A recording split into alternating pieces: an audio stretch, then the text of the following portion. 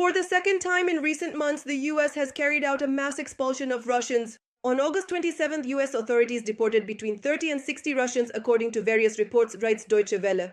The first to report on the latest deportation was Dmitry Valuev, president of Russia American for Democracy in Russia. He stated that the names of all the people on that flight are unknown, as is their exact number. Some of those deported were facing criminal prosecution in Russia because of their views. According to Valuev, there are more than 50,000 people in immigration detention centers in the US. How many of them are Russians can only be determined based on his own surveys.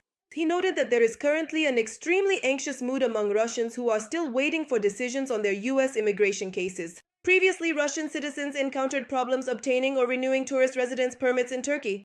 90% of applicants were denied, according to the Moscow Times. Russian tourists are also unwelcome in Abkhazia. A scandal broke out there earlier. The director of the Abkhazia Film Fund, Alexander Basaria, called Russian travelers a threat to national security. We are currently observing two significant facts. Small and medium-sized businesses are beginning to experience considerable hardship and are starting to suffer significantly. The tourists who come to vacation in Abkhazia today, well, that's not really happening. They somehow live in their own small areas, in their own little enclaves. This is a big problem, a major misfortune.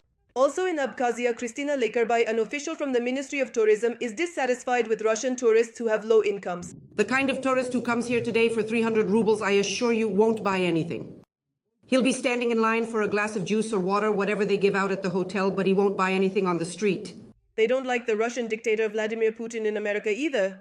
On the eve of his visit to Alaska to meet with Trump, the non-governmental organization Stand Up Alaska held anti-Putin protests. The protesters stated that they support Ukraine and are not happy to see dictators in Alaska.